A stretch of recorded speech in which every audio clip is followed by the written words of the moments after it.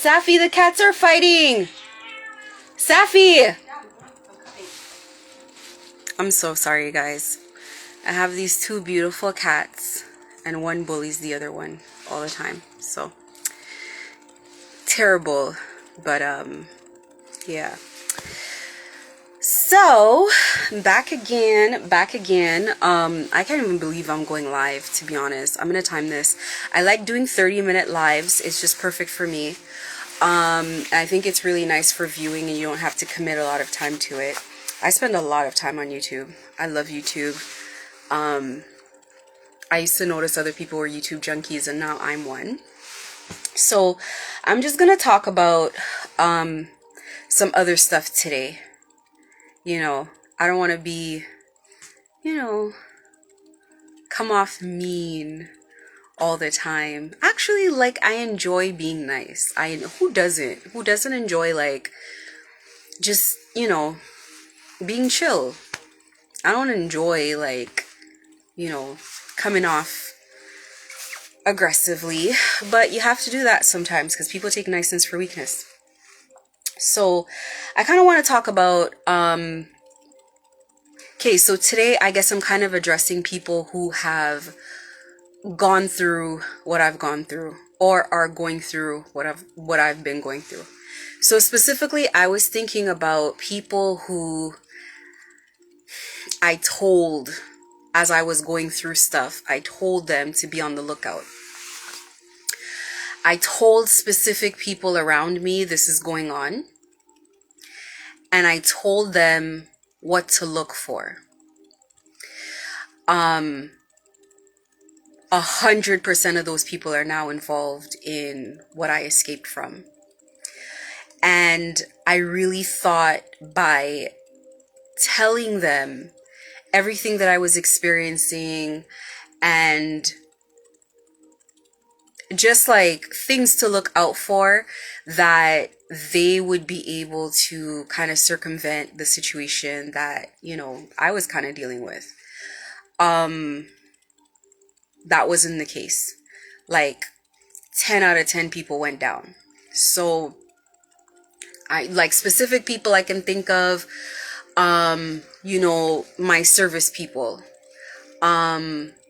mechanics I've dealt with, my accountant, the manager that worked next door to me, just every single person, even readers that I don't even know online have fallen into this, right? And so there's been just a series of actions that just seem to be very successful at bringing people down. So I wanted to kind of touch base with that. But prior to getting into that, I feel like there is one specific thing that everyone seems to have in common that doesn't quite do well in this situation. And that is lack of a belief in God. So I'll go as far as to say a family friend. This was one of the first people that I would try to say, you need to pray. Please just say a prayer, even if you might not 100% believe in it, etc., etc. Everybody had this belief that there is no God. And I think that's the first thing that makes you incredibly susceptible to being knocked down, is this belief that there is no higher power and then there's no God. So first of all, if you don't believe there's a God, you're not even going to ask for help. You're not going to turn to anyone. You're just going to accept your fate when things happen. And the thing about it is, you have to ask. You have to ask. You have to pray. You have to say something. If you're in a situation, it's almost like you're giving the Holy Spirit, God, legal jurisdiction of your situation to be able to say, I'm tapping you in. I'm asking you to help me. I'm giving you the permission to handle this situation for me. Now, some of us go even further, where we just give our whole life to God. Because it's like, listen, like me personally, I'm tired of asking every time. I pray so much is crazy. And I pray, and I've prayed this much even before this situation. So that's made it very easy for me to navigate this kind of a situation. I'm used to giving things to God, but it's like, I just get tired of it and I'm just like, listen, just take over. Just take over my life. I give you my life. Like, just figure it out. And I've kind of had people in the past say to me, like, you're addicted to spirituality, like, you're addicted to your spiritual practice. Like, have you considered that you're doing it, like, you're overindulging in it type of thing? And obviously, these people I'm very close to, or was very close to. And I've considered that. I've considered that I may possibly be, you know, a little. I don't expect people to be as spiritual. I don't expect people to be as regimented in their spiritual practice. I think I have to actually be very careful not to pray too much, not to talk to spirits too much, not to meditate too much. It's not good because I have the opposite thing where they constantly tell me, they're like, you're missing out on the human experience. You're missing out on, you're not thinking like a person. You're not interacting with people enough. You're not being realistic. You're not learning. You're not learning how to have the experience that you're supposed to be having. You're not getting used to being there. Because it's like I spend so much time almost mentally not being present with people. So I have a different problem. So I have to try to always remember to like relate to people, and to kind of see things from their perspective. But I do realize most people probably don't pray at all. So if you're not praying at all, you don't have anything really. I don't know what to say. If you're not praying, you don't have guidance. You don't have an inner compass. You're not strengthening your intuition. You're not strengthening the pathways of communication. You're not strengthening your protection. You have nothing. So when things happen, you're sitting there and you're drawing a blank. It's because you have no freaking clue what's going on. There's no way to alert you of danger. Like it's just like you're a sitting duck. You know what I mean?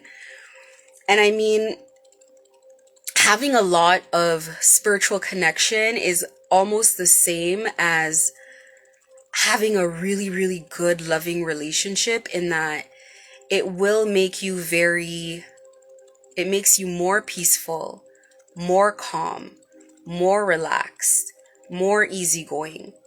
So, yes, people tend to think that you're more of a pushover when you're very spiritual, is what I'm noticing, because people think I'm a pushover. They think you're more of a pushover because when you know what's gonna happen, you don't need to react. Like when you know how a situation is gonna end, you just kind of observe the situation and you relax. When you know that things always go in your favor, you just kind of trust wherever the waves take you. Like instead of like panicking and reacting to things, you just kind of like, if it's like if you've ever floated, like just been floating on a beach with really rough waves, wherever it takes you, you know that you're going to be fine. You're just enjoying the experience. And that's a lot of the way that I handle life.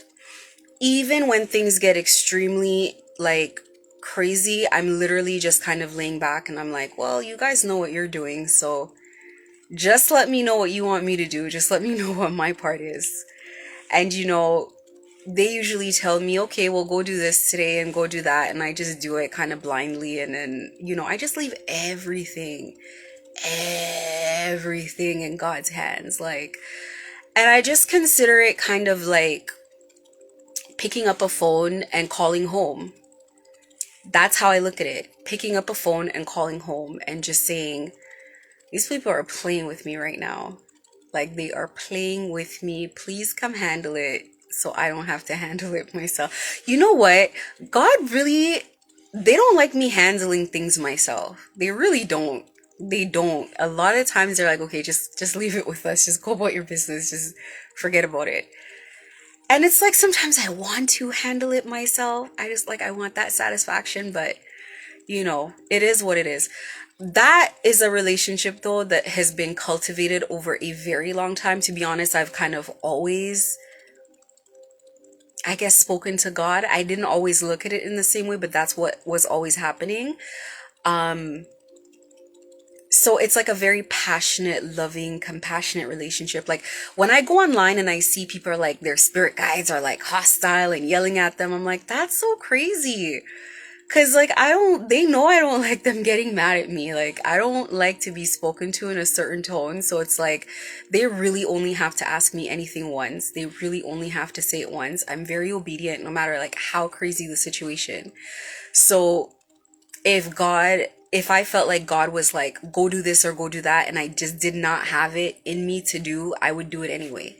Because that relationship has been cultivated over a lifetime. So it's been tried and tested. It's not any ifs, ands, or buts in regards to that. And I really, like, especially with my family, I've always wanted to, like, give them that experience and just explain to them, like, look, no situation is crazy enough, and every situation is really, this is the way I look at life. I look at life like an Easter egg hunt over a very long trail. If there's 106 points on the trail, if I get to 32, I need to learn the lesson from 32 to get to 33. Even though 32 seems like a huge challenge, like right now, the situations that I'm going through, I know that the lessons I'm learning from these situations is because there's more things coming on my path. I'm so young to have survived such a crazy situation.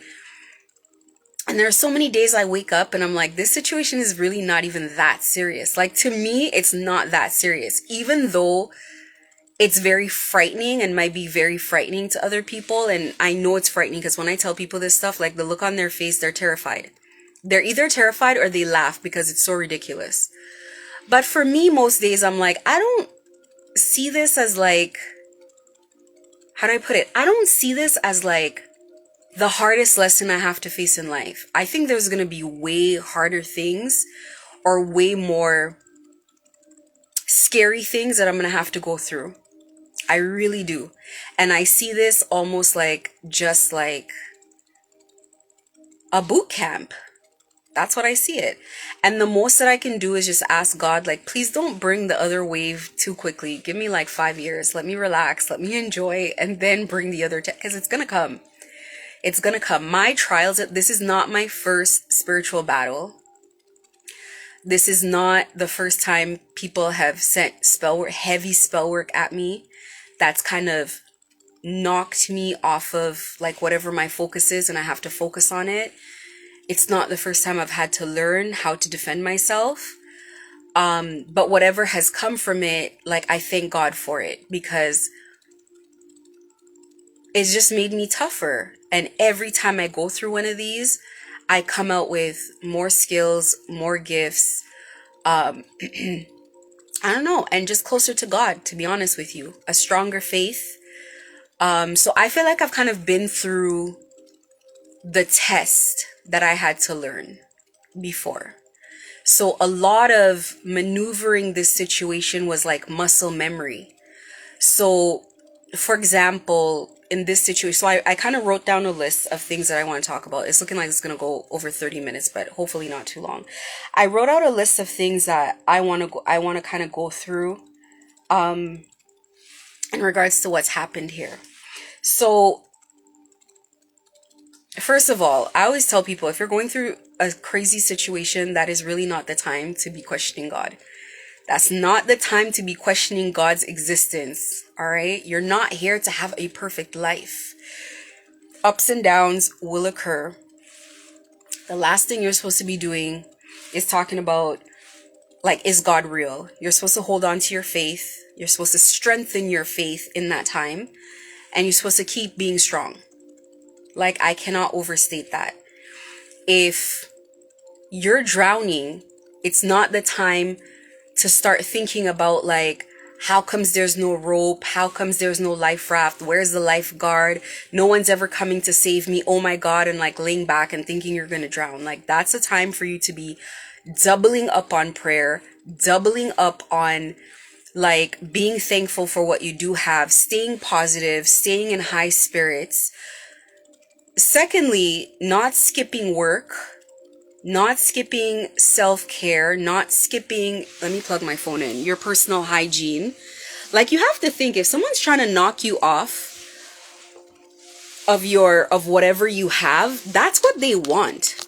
They want you to be in some type of a shell. They want you to stop taking care of your business, taking care of your life, and start, you know, kind of, sorry, I'm just going to turn on the thing on my phone, and focusing on like fighting them all the time and arguing and listen, I didn't miss a day of work.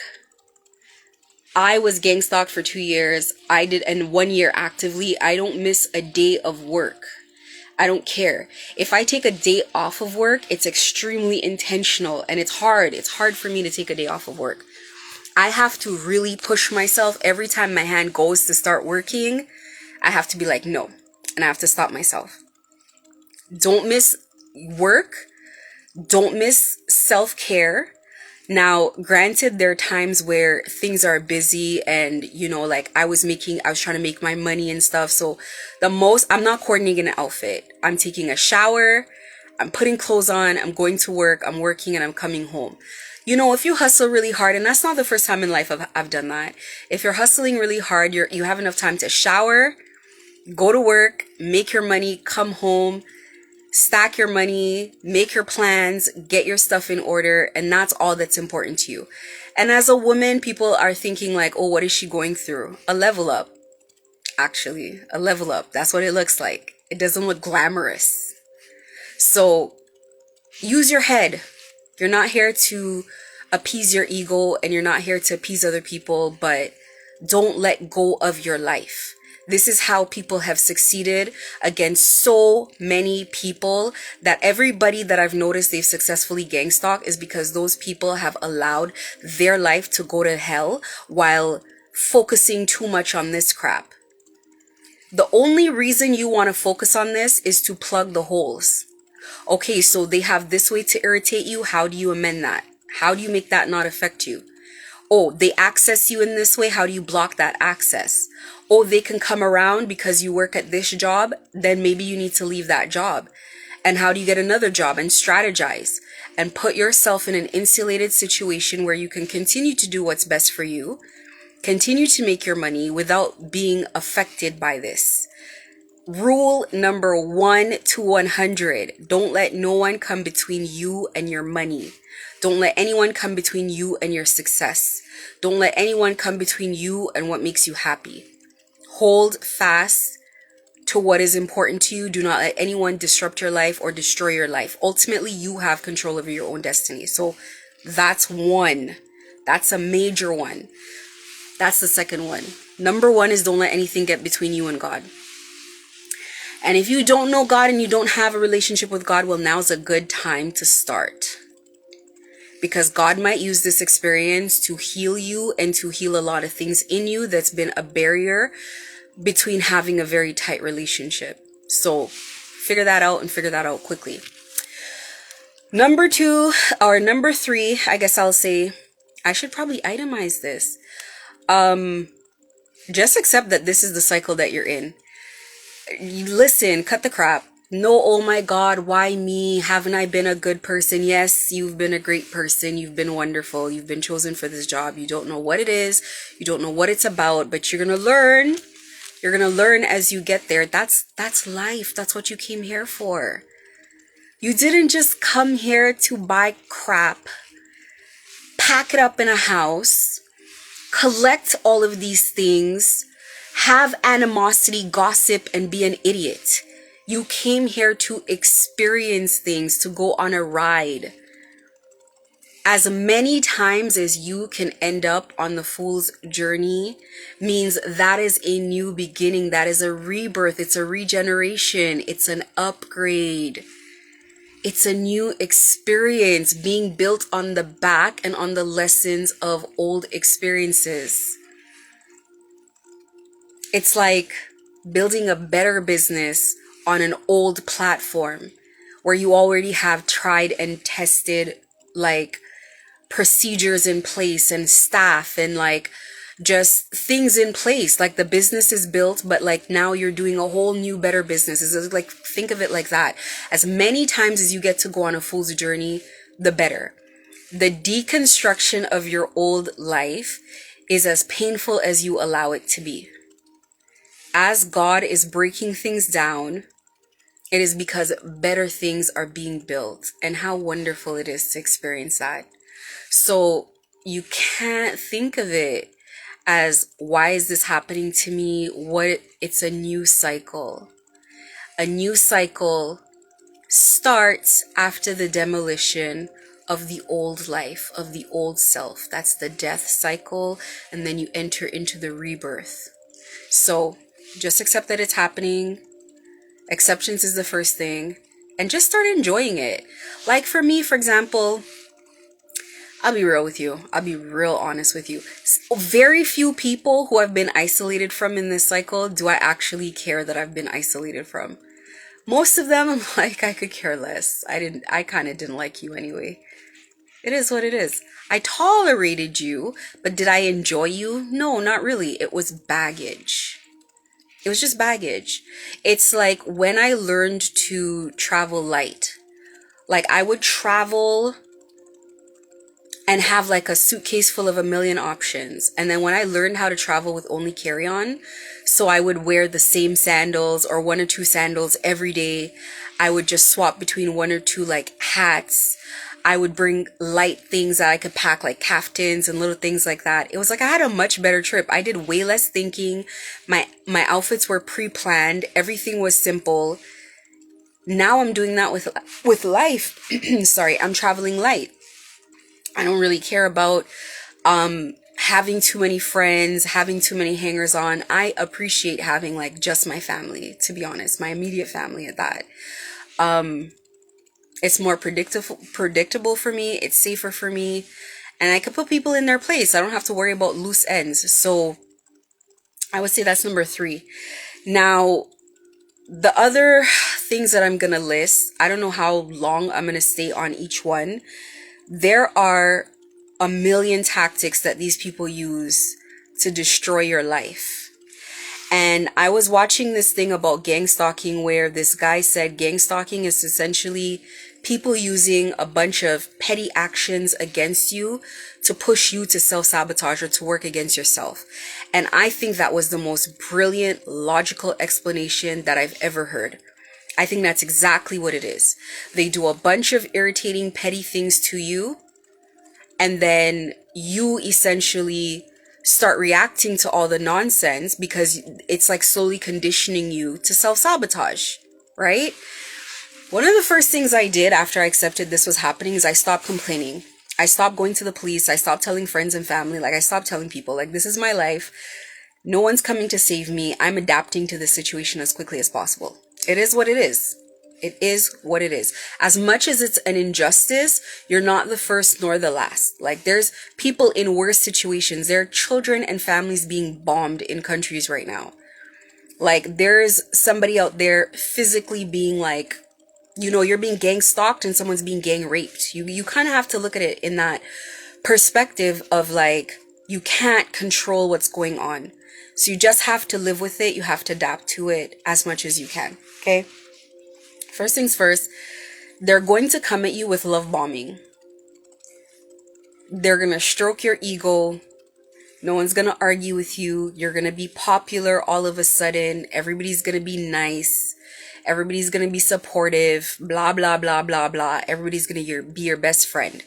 Because somebody needs to figure out what your weaknesses are. Somebody needs to figure out what your likes and dislikes are. Somebody needs to figure out, like, how to calm you down, how to piss you off, what sort of things trigger you. What have you done in the past that somebody can hold against you because they're preparing to destroy you? So there's that honeymoon period where everybody's love bombing you. Now, I don't like love bombing at all. And I know when people are doing it. It pisses me off every single time. So it's very hard for me to tolerate love bombing. I can tolerate aggression better than love bombing. So it's kind of like, it's very hard because it's like most people aggression will trigger them, but with me it's like, okay, well, at least you're being yourself. And then with the love bombing, it's like, please get out of my face. Like, we're never gonna be friends. And the other thing with me too is like, I don't like when people push to be friends with me. Like, I'm friendly, but I'm not your friend. And I'm not looking for friendships. I'm really not.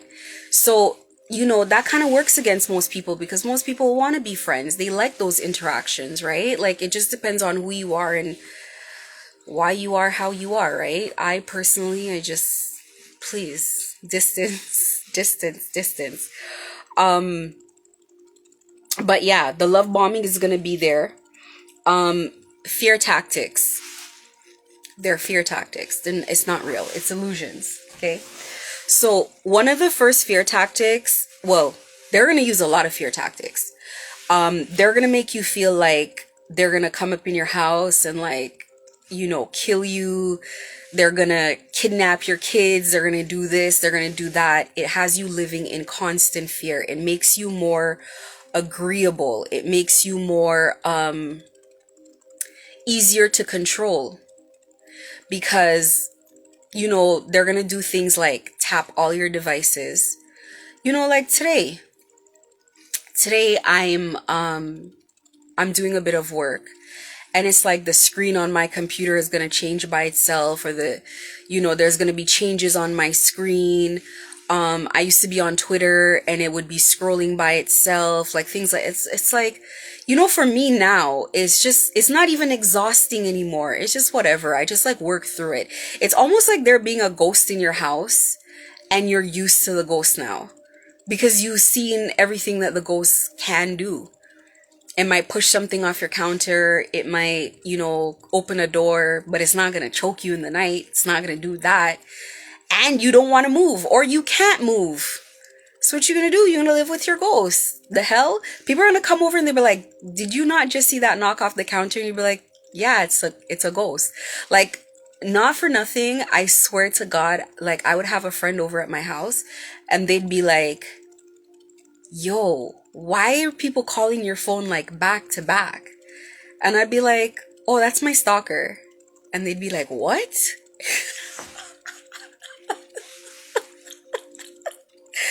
They're like, you say that so casually, but it's like, what am I supposed to say?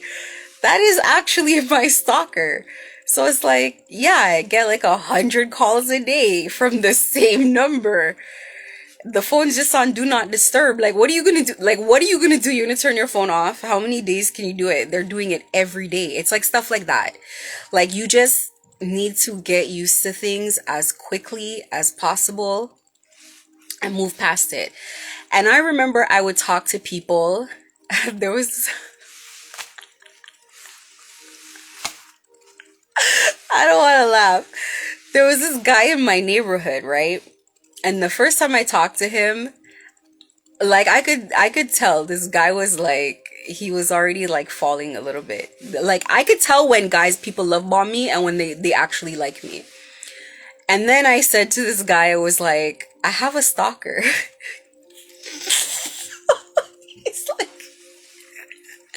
And he's like, oh my God.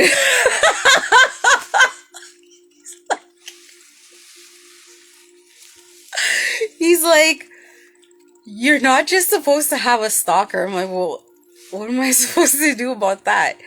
Like, this went on for too long. I think it had a lot of shock value in the first like 2 to 3 months. So let's say it started August. I think it started either July or August of last year. So August, September, August, let's say late July. So late July, August, I was like petrified. September, I was kind of just like observing and figuring things out. Like, okay, what the hell's going on? By October, I was really in like a different place with it. Like I was approaching them because I wanted to know what was going on. They were under my observation. We were both observing each other, but they were under my observation. That was by October. November, I was talking reckless. I was like, this is nothing for me to, whatever, get out of my face. I don't care. I saw so much incompetence and so much stupidity that I was like, this is gonna irritate me, but this is not like, I don't know, it's not that crazy. That's how I saw it. Because I was feeling the spell work that they were putting out, and it was like, it's not that heavy, it's not that serious. It's not like Hollywood level. Like Hollywood, I feel like Hollywood spell work is real spell work. Like, that's the level. Like, I'm sure Hollywood spell work costs like 100 grand or more. Like, I'm sure that's the kind of spell work that would put people in like the sunken place. Like, must be worth millions. I'm not joking. Like, I think that's real spell work. I feel like they must have access to aliens or something. I don't know why I feel that way. But like, this stuff was just like your run of the mill, like back home type like, listen, okay, so I'm from St. Lucia and I know spell work when I see it, okay? Let me tell you spell work. Alicia Keys took Mashonda's husband from her. And Mashonda is from St. Lucia. Alicia Keys hasn't gotten her career back yet. It's been like 20, 30 years or some crazy stuff. She will never get her career back. That's root work. I knew it when it happened. Mashonda went on those interviews. You see my face right now? That's how Mashonda was doing her interviews. Mashonda just got her husband taken, but every interview was just her laughing. Every interview she was calm. Mashonda was not sitting on that couch crying. I just, in my heart, I sat there and I'm like, Lord, let Alicia Keys be okay. Mashonda just took her career from her. You take Swiss Beats. Mashonda took the career. She never had. She could come back now and she's never been able to revive that career. Then Swiss Beats cheated on her, had a baby on her after that. Like, I'm telling you, it just, to me, and it's not like, I'm sure if she knew what she was doing, Alicia could have taken care of that situation herself. But she didn't even recognize it. And that's the problem when you start talking about, I don't believe in God, there is no God, da da da da da da.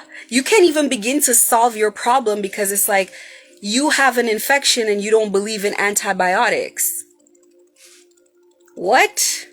So what you believe in then? You believe in just dying of an infection? So, listen. Like I said, in the beginning of this situation, by November, I was like ready. I already cut that guy off because I was like, I don't take this serious. I don't have to keep no eyes on you. You're an idiot. You're incompetent. The people you hire are incompetent. It's a mess. The whole thing is a mess. You guys are uncoordinated. You're clumsy. You're very flat-footed. And you make a lot of noise when you come in. You bump around. You're in the dark. You don't even know what you're doing. You think you're very smart. I don't know. I don't know how this works on other people, but this is nonsense to me. And I smelled you from way before. Way before I knew who you were. I've been looking for you. Thank you that I found you. You idiot. You put yourself in my face. And now you have a situation. I've never seen a crime or a series of crimes committed with so many witnesses in my goddamn life. So many witnesses. The whole of Toronto knows what you did. How am I supposed to take this stuff seriously all the time? It's irritating more than anything else. Just go through the waves with them because they're like roaches. You have to just let God exterminate that problem, and you just have to just slap one and kill one every once in a while. It's so Ridiculous. Like, sometimes you can't even get mad. You just stand there and you look at it. You should see how the gang stalkers behave. Oh my, I wish I should have taken video of this stuff. Like, they'd come and then they'd see you and you'd be looking at them and they'd be like, hi. And you're like, what? Is this supposed to intimidate me? Or please get out of my store. Like, what are you doing? Like, exhausting. Okay, so let them do what they do. Do not emotionally get involved with whatever they're doing at all. Don't fight with people. Don't throw words back and forth. Those people want to fight me so much, but they can't expose their hand. They want to go back and forth with me. I've irritated those people to the point that they have to go to a fake page immediately to come under the comments and say something. But you know, that's even worse, is that they can't say what they want to say. So I know I'm irritating the life out of them. Somebody from Argentina added me yesterday, said hi from Brazil, put the flag, whatever. And then just didn't know what to say after that. She got stuck. Like, I'm sitting there like, sis, what do you have to say to me? Say it to my face, because I would say it to your face. What do you have to say? You know, but it's like, that's the kind of nonsense you're going to be dealing with, okay? So do your best to not take this seriously. Gang stalking is a series of very petty actions. Don't make it more serious than it is. And I understand that realizing that people have targeted you is a very traumatic experience. It's very jolting in the beginning, but you have to just understand what you're going through and let it be what it is. Don't make this more serious than it is. A gang stalker or a gang stalking situation is a side chick. It's just a period of time in your life. Those people do not have enough money to gang stalk you for 10 years. But if they think they do, make them spend the money. If they think they have enough money to spend 10 to 15 years to gang stalk you, make them spend it, because you're expensive. Don't be breaking down in 3 months. Don't be breaking down in 3 weeks. Stop being an idiot. It's your life. You guys are folding in 3-4 weeks. You're gonna have to go bankrupt gang stalking me. And you're gonna have to continue paying people to follow me everywhere. You're gonna have to keep paying people to unalive me, to do whatever you're gonna do. You have to keep paying more and more people. It's not gonna be cheap, okay? All right. The hack devices, they're gonna put you in situations that are dangerous. They're gonna put you in situations where they try to cause accidents with you. It's gonna scare you. You're not gonna want to drive and all of that. Now, me, I'm a little bit different because, you know, I don't like people putting me and my children in unsafe situations. So if it's an accident you want, it's an accident you're gonna get. Don't try to have me swerving off the road and nonsense. I don't do very well in those situations. Alrighty? So I've had several situations where we're driving on the highway side by side, and now the gang stalker is upset. They're throwing me the middle finger because I'm cutting them off, or I'm slamming my brakes on them because they're driving too close behind me. I don't like that stuff. And then it's like when it doesn't work, they get upset and then they throw up their middle finger because it's like, I was supposed to. It's like they're so easily triggered. Gang stalkers are so easily triggered. Like, I'm a person, it's like, if you hate me and I know you hate me and I'm always gonna know that you hate me, I'm gonna make you hate me more because I'm genuinely probably not gonna care. So it's like, I remember I went to this awards thing and they only found out that I was going to the thing. Once they found out I was going to the show, all of them went to the show. All of them bought tickets. Like they hijacked the whole thing. They nominated their people. They did all their whatever, right? They have strength in numbers. So they go to the show and I sit next to, they put me to sit next to this table of like annoying Hispanic women who try to like introduce themselves to me, and it's like I know who they are, so I'm like, yeah, okay, whatever. I have no interest. Now they're upset. So I'm talking to these other girls at the table, and this one old fowl is gonna say, "Excuse me, can you be quiet?" I'm like, no, I'm not gonna be quiet. What are you, the principal? And then this other drunk one comes over, Brazilian girl. I like this one too. She comes over and she's talking to all of us. She's drunk. And she's talking to she's like FaceTiming her husband, who I'm sure is her handler. And she's talking to all of us. And she starts making even more noise at the table. And I'm finding this hilarious. So I'm laughing. And then the other one, the principal, gets up with her friend and like leaves the table in a huff because she's upset. Now, how is you leaving the table doing anything to me? Thank you for leaving because you're annoying. Bye. So it's like, I don't know. It's like, if you don't like me and I trigger you, oh man, you're in for a rough ride. Because I am going to trigger you with everything. Like, if I know me talking about God is going to upset you, I'm going to put God in capital letters every time I talk about God. Like, they're Satanists. It's a cult. Don't let nobody tell you any differently. It's a cult. Like, it's not just we do spell work. Like, we worship the devil. The devil has our back. That's how they feel. Okay? Because God doesn't know these people. God doesn't respond to these people. So the devil gives them what they need. That's how they feel. Until they come up against actual God body people. So anyway,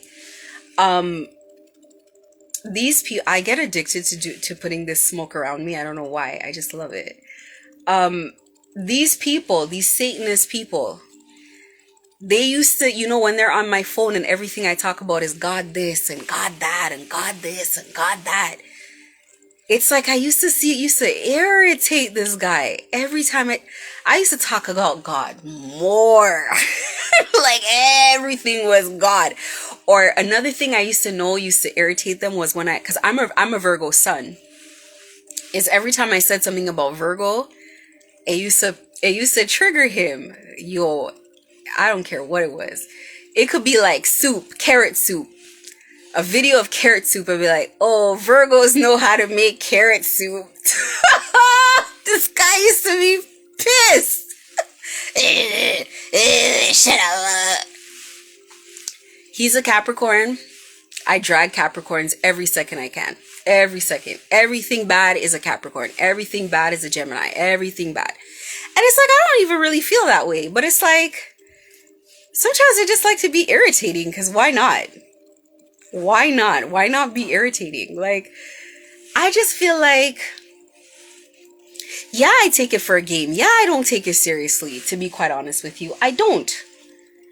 Everything that you're doing is illegal. Everything that you're doing is insane. You're harassing me.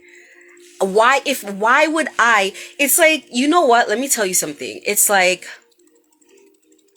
if you've ever been through high school and you were popular if you were ever popular in high school, you've dealt with all of this stuff before. It's just classic bullying tactics. Like, we're going to isolate you. We're going to do the mean girl thing. We're not going to talk to you. We're going to gossip about you. We're going to make people not like you. Tell people not to shop at your store. Da da da da da da. Do you know how long I've dealt with that kind of stuff? Like, been through that. Graduated from that. With honors. Who hasn't? Most people have. Most people have been through that.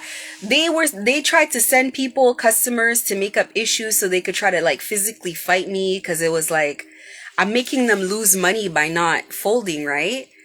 They're spending all the money that should have been profits now to finish the job. So, I shouldn't have been the job in the first place. So, people have taken massive L's behind doing this thing and not leaving this thing alone. Massive L's. I would love to see the numbers. They should have spent the money paying me to learn how to, put something together properly. That would have been a better use of the money. That money's gone. Bye-bye. Bye-bye, money. Bye-bye. That money's going to be in my pocket. How about that? That money is going to end up in my pocket. I just think, now, I don't expect people to be super spiritual and all of that good stuff. It's not for everybody by far, right? But I will say this. Do not let people derail your life. The purpose of everything that I'm saying, it's 45 minutes in, I'm going to stop here. The purpose of everything that I'm going to say is this. You're going to be at war when you decide to take your life back into your own control. If you're already in something and you're trying to get out of it, or you're noticing that you're in the middle of something, or whatever the case is, all right? When you decide to try to gain control of your life, you're fighting for your life, essentially. As you're going through the motions with this, just understand this is just a period of time in your life. This only becomes forever if you give up on yourself. This only becomes forever if you surrender. You do not have to let anybody win. This took a year for me. This took a year, which I'm irritated about because I feel like it shouldn't have gone past 6 months. I'm irritated about that. And it should not have gone past 6 months. I think I really in my heart do believe they took a loan or they got more money to keep it going because it was supposed to end in the spring. Honest to God, it was not supposed to be longer than that. Whatever. There were more lessons to learn. There were more things to happen. It is what it is. Fine. However, it is what it is. It took a whole army to come against me and still lose. And that's embarrassing. You people have a coven against one person. And they're Hispanic. They hate that I'm black. They hate that. They hate that so bad. What? It's like no magic is supposed to be hot. It's supposed to be stronger than their magic. No prayers are supposed to be stronger than their magic. They hate that. I can't tell you how much N-words I am. Lucky for me, that stuff doesn't trigger me or affect me like that. Like, I don't really, it's whatever. Like, you could literally call me the N-word to my face and it wouldn't. Because I just really am of the belief that people who are racist are like intellectually debilitated. I think they're slow. So it's like somebody calling me the N-word makes me feel like they have no culture and no money. Like you live in the sticks. Like you're like, no offense to hillbillies, but like you're just backwoods. So it's like Trumpers. How do most people think about Trumpers? You don't think about them like they're scholars. You don't think about them like they're royalty. You think about them like, they have bad teeth and like, no education past the 6th grade. I don't know. So it's like people who come at me and who talk like that, it's just like, okay, whatever. Say whatever you have to say, And that's the other thing too. I feel like I have a personality that is like my natural personality makes me easier to deal with gang stalking. Cause I genuinely, they used to mock me a lot. They probably still do. I found a page, cause like I used to use a lot of emojis on my iPhone. Like, I don't know, I love emojis. And I found a page.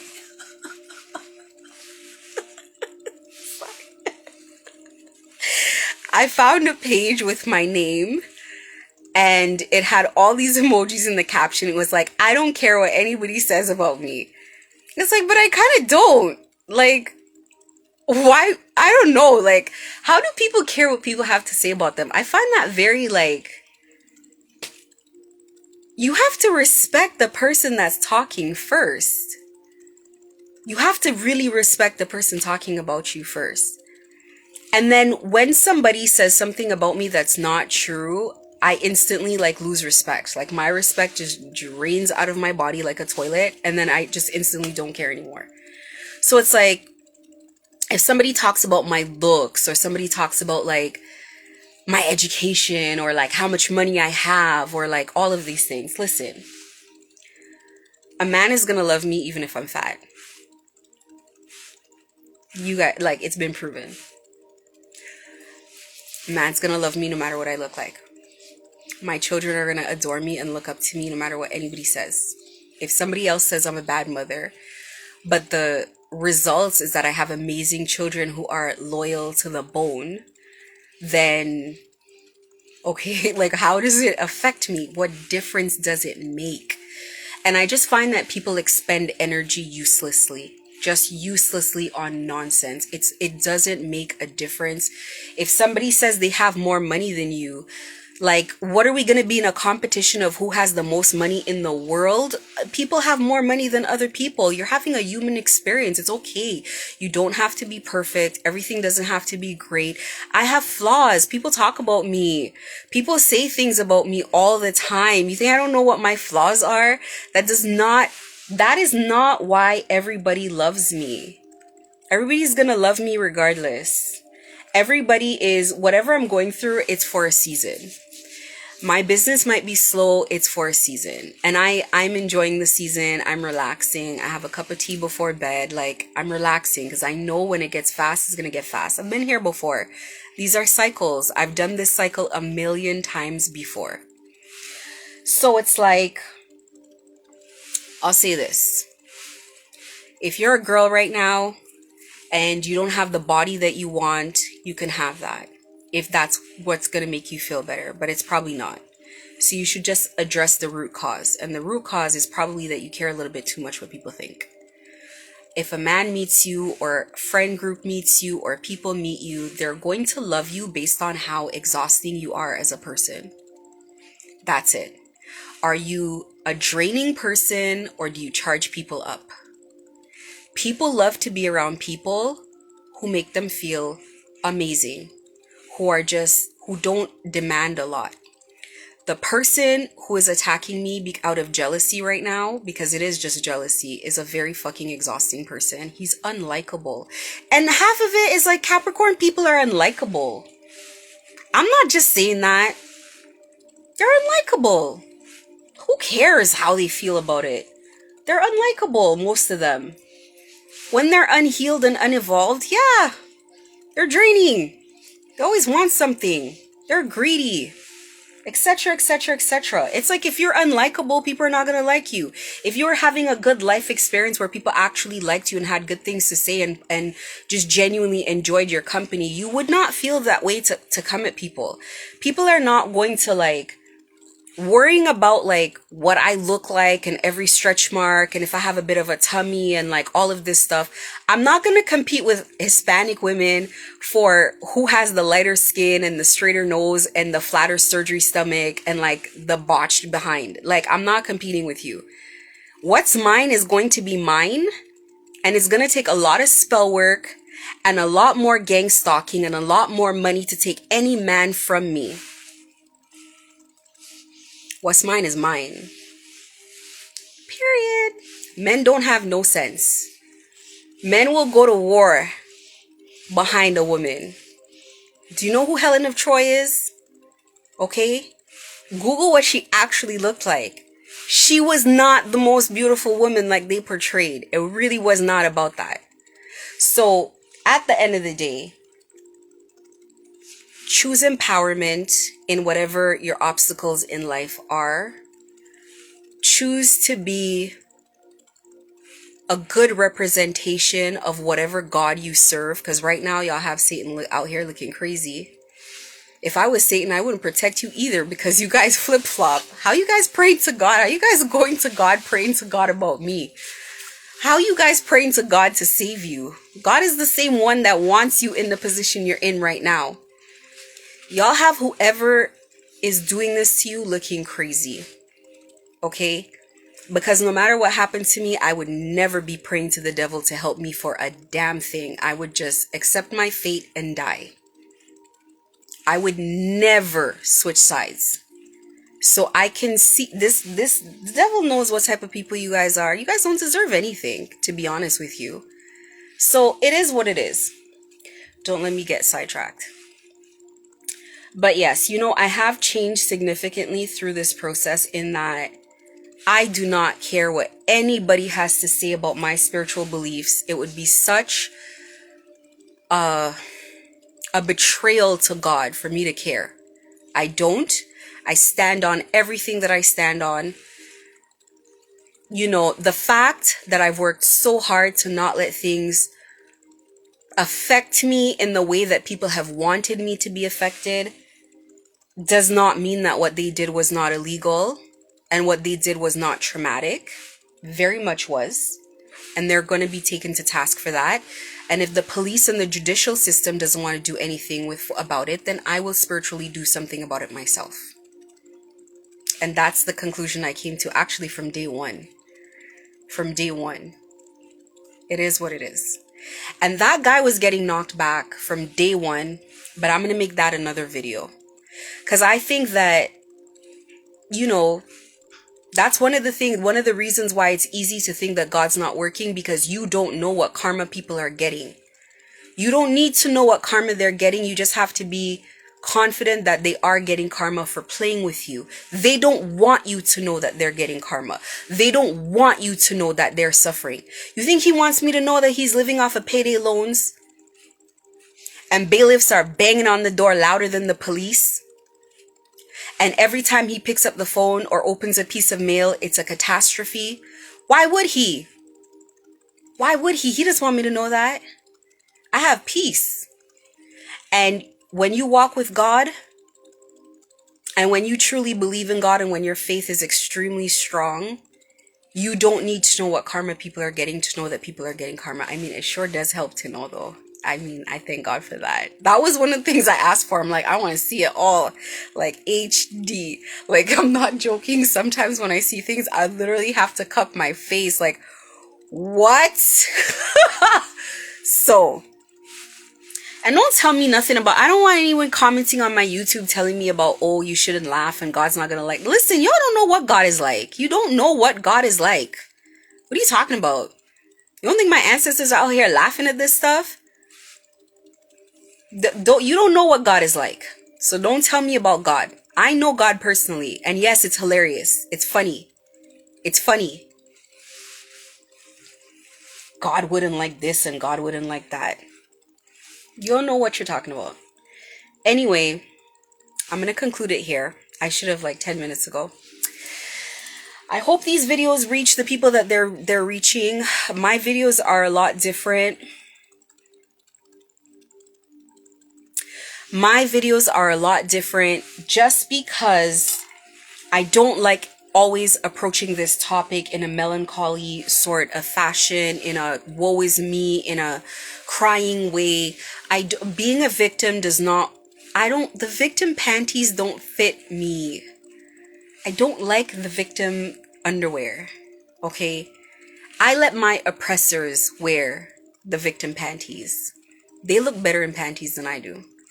So it's just not for me. It's never been for me. That's why I don't care about racism and all that stuff. It's just not for me. I don't care. I deal with my problems. I handle everything head on, and I keep handling it until I fix it. I don't have an expiration date on when I'm going to deal with my problems. I deal with them until it's done. So that being the case, I want to bring that sort of tone to the gang stalking sort of situation. I want to help people empower themselves in situations where they feel disempowered. It doesn't matter how many people are coming up against you. You know, you're going to have to transform in the type of, if you're not today, then you're going to have to transform in the type of person that can handle the adversity of having 200, 300, 400 people go against you. Okay? Whether that be in a comment section that 200 people are under you telling you that you're wrong, but you're standing in your position because you know that you're not, or because 200 to 300 people are trying to bully you. It is what it is, and force you down a path and use your own hand to make you surrender your life to them. You're gonna have to turn into that person. So we're not going to be going on the, oh my God, I can't believe this is happening to me, etc., etc. No. No. Live your life. Be strong. You're going to have hard days. Be courageous. It's okay. You're not failing at life. You're being gang stalked. Okay, you can't really expect to excel in the perfect way that you would normally in the middle of being gang stalked. So just do your best. Talk to God every day. Like you pick up the phone and call a friend and cut off all your friends. Don't even wait for them to isolate you. Just cut everybody off. Do it yourself. Don't talk to people. Don't tell anybody anything about you. Live your life in peace. Move in silence. Do what you're supposed to do. That's a big one. Move in silence. Do what you're supposed to do. And it is what it is. So it's now an hour. Have a great day. I'm going to get to doing some work because I got to do some work for the day.